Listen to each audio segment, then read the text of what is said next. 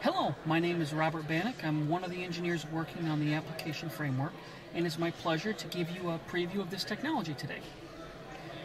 The application framework is a system we're developing for the car that enables our customers to browse, download, and use applications that are designed specifically for the vehicle. What you can see is when an app is loaded, it creates an icon on the home page that the customer can use to launch the application and run it. But it all begins here with what we call the Apps app. Now, the Apps app presents a familiar look of media that you can download, browse and download applications in the car. It remembers the last place you were at. So the last time I was here, I was downloading the Weather Channel. And looking at the Weather Channel, we get a description of what the application is with the option to, normally it would be install or uninstall, but in this case, since I've installed it, I can just launch it from here. I'll back up one page and show you what the actual interface for looking for applications looks like.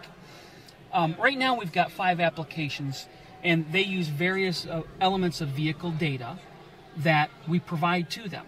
4 of these are audio-based: iHeart, Slacker, TuneIn, and NPR. So they use the vehicle's audio bus and obviously this display to present their information. The Weather Channel does that as well, but it also brings in a lot of data and has another feature that I'll show you. Because the Weather Channel is more of an application that provides large amounts of data, and I'm going to pause right here because we only had 15 minutes of the vehicle power, so I had to recycle the accessory. That's actually to protect us from over-draining the battery, but we're on an inverter right now. So once I recover, we're launching the Weather Channel, and because the applications, we have to be very careful with our applications that we respect how much distraction they cause. Something like the Weather Channel, where you're looking at a forecast, several sentences or more, that's not very conducive to a customer driving the car. So with the Weather Channel, they leverage the text-to-speech feature. You're able to look at the forecast for the week and pick a day you want and get the forecast, the detailed forecast, read back to you.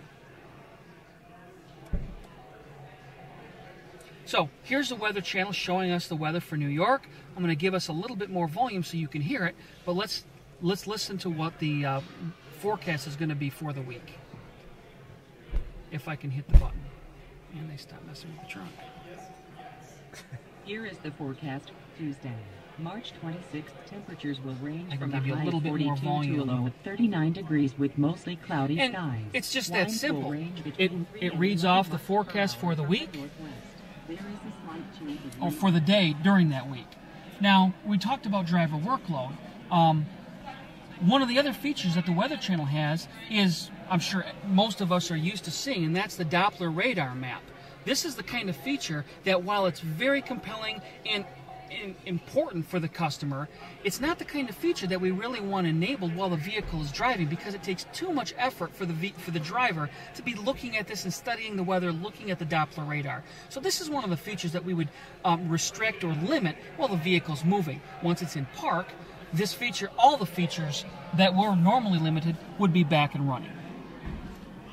So that's the Weather Channel. Let me give you an example of one of our audio applications, TuneIn Radio. Now this particular application is really pretty slick because it allows you to listen to radio stations that are broadcasting all over the world.